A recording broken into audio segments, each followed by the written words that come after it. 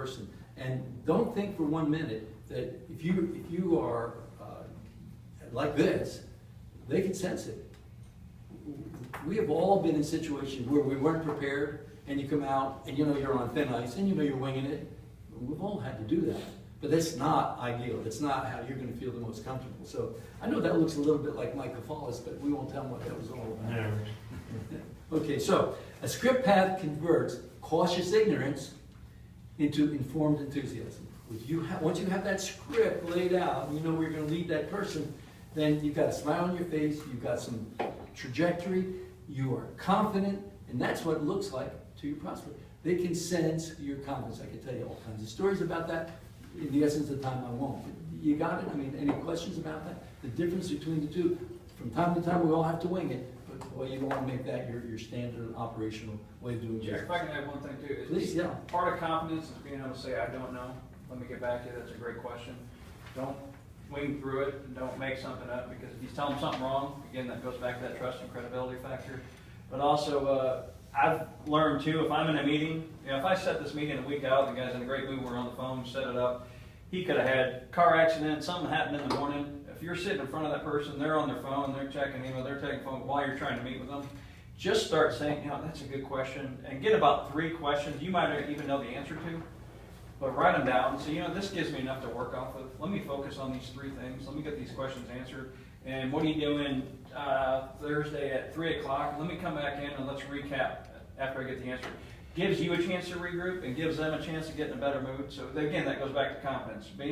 If you're not, someone's not grasping you in the beginning, feel free to step back. You regroup, like give them a chance to get in a better mood. Then when you come back in, odds are you'll be able to get better than trying to just blow through in the first meeting that you're having. And it may be a way that you introduce your TO. You know, I mean, if you sense that there's some immediate business there on your second call, you may not want to do it alone. You may want to plug into into Joe at that point to have him help you with the deal. So this is what it looks like. Now, that was so much about you. Proper preparation will put a smile on your face. But now you got this guy to deal with, your prospect. And what you're not prepared for is understanding. None of us are prepared for understanding how much prejudice these people and how much resistance they have. They are, what's in it for me, not only that, they are in many cases, they are scared to death. They're afraid you're going to force them to try to make a decision. You're going to put them in a position they're going to feel uncomfortable about. They don't want to end up doing something, taking any action on something that's going to be embarrassing if it isn't the right thing. So therein lies the problem. So let's take a look at those two, you know, you and your prospect. And then we're going to get to what is in the presentation begins now with these next 3 boxes: the what box, the how box, and the action box. So now there's no mystery to what selling is. I mean, there's a science of strategic selling. That's what this is about, and it starts right here. You got to be prepared. You have to be painfully aware of how much prejudice and how much resistance that prospect may have. Okay, if they trust you and believe you truly care about them, you will become their go-to real estate person. And that's what the senior guys have. The senior guys, their scripts may not be psychologically sound scripts, like we will craft scripts. You'll end up with scripts that are psychologically sound. Some of your senior guys are using scripts. They don't know their scripts. It's just what they've been doing over all the years, and they work for them. And they are what? What do they have that as a result, even if they're given the wrong script, but they're doing the same thing over and over and over again for 3, 4, 5, 6 years, what does that give them? Confidence. Confidence. So the only difference is the fact that they have this confidence. They may be even saying the wrong things, but their inner being is one of confidence, and that gives the client confidence. So that's what it is. So they trust you, and again, trust takes 6 months to 2 years to build.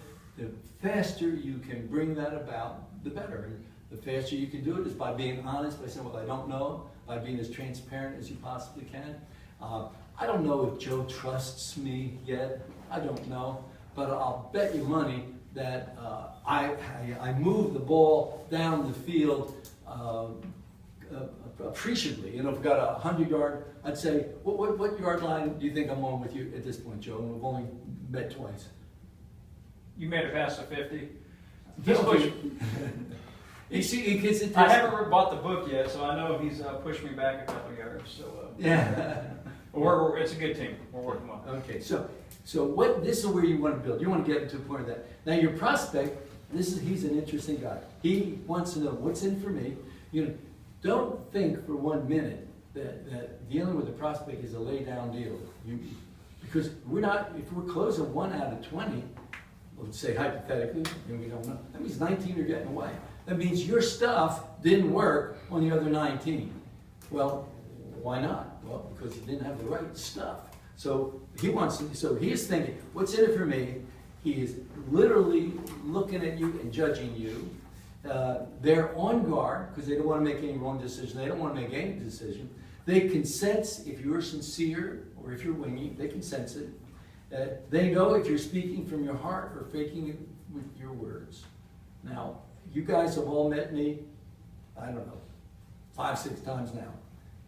Well, I guarantee you, if it's one thing you never think is Jack winging it? Is Jack faking it? Is Jack not 100% sincere? I may not be, you know, what most people call me, it's unfortunate, Mr. Intenso. I'm just too intense. I'm not easygoing.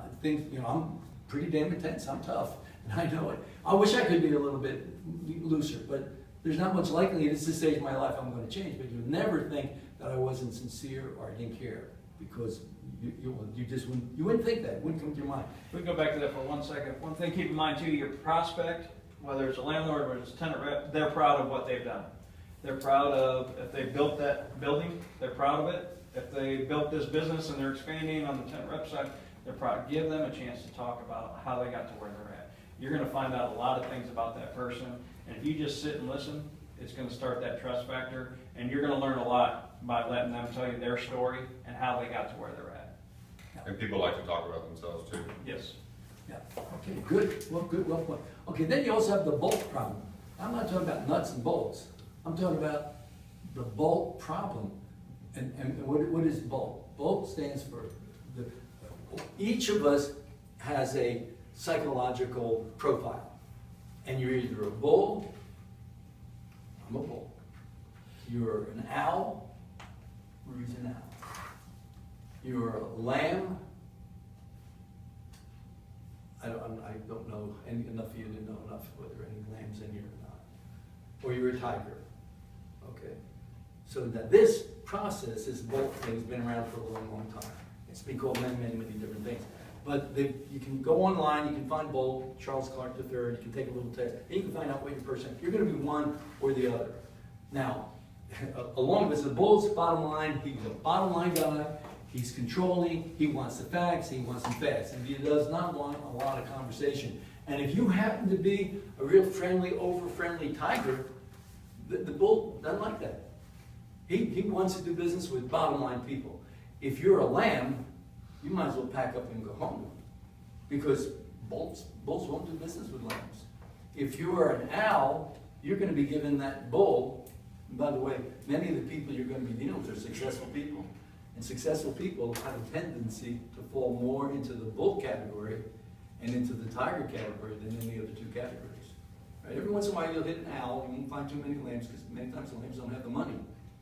But the people that are driving the economy today in our world, they're mostly bulls. Mostly bulls. They're the ones that are making things happen.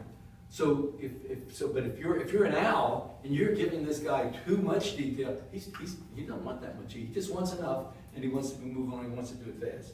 So that's your owl, very detail oriented. Miss Marie said to me, and she said, "Now you got to remember this, guys. Marie and I have been together going on 17 years." But she says to me, she says, "I would never buy anything from you," because she's an owl and I'm a bull and I'm pushy. But obviously she bought something, because she's been hanging out with me for 17 years almost. So what does that mean? That means, maybe Jack isn't always a bull. Okay? So if you're an owl, maybe you don't always want to be an owl. If you're overly friendly tiger, and you can't help that if you are, maybe you don't always want to be that kind of tiger. What I'm getting at is, you have got to be aware of the fact that there are different personality types, and be able to work with them. Otherwise, Well, here's the answer. There's you're prepared. Here's your prospect. Be aware of this fact that your prospect, they may not want to do business if you're black. They may not want to do business with you if you're Latino. They may not want to do business with you if you're fat. They may not want to do business with you if you're tall. They may not want to do business with you if you bite your nails. They may not want to do business with you if you wear glasses. You can't tell what their crazy prejudices could be. What do they say? The three things you never want to talk to people about are what? Religion, politics. And sexual. Yeah, orientation. Okay, so you know, because you take a Republican and you take a Democrat and they can watch the same debate and you'll wonder afterwards, what the hell was that? Did they really watch the same debate? No. They didn't really watch the same debate because the Democrat has one belief system that they developed over unconditionally, unconsciously, over a period of years. They developed one belief system and the Republican developed a different belief system. And what they actually see is what they want to see. That's what they see. So am I making too much of this? Yeah, maybe I am, but I don't know if anybody here ever really stopped to think about how come if you're hypothetically doing 20, 19 is a lot of people getting away. And if you know how to do just one thing, that's it. Flex. Be aware of the fact that there's all these personalities you've got to deal with, and you've got to be able to read them, listen to them, get them to talk, find out where they're coming from. And if they talk slow, how are you going to talk? If they talk fast, you're just going to match your mirror. And so, to the degree, your ability. Or you will kill, you know, about this, 50, 75% of your sales. You're going to be coming from a psychological position that's okay with you, but it's not going to be okay with 50 to 75% of the people you're interfacing with. So it's not all that easy. Your market makers have much higher closing ratios, closing percentages. Why? Because their clients are giving them repeat business. They've already bought into the relationship. They already have that trusted relationship. And the referrals they're giving them, boy, getting a referral, the deal's 3/4 of the way done if you get the right kind of referral. So that's the difference between getting started in this business or after you've been in it 5 or 10 years is simply exactly this. But you can ask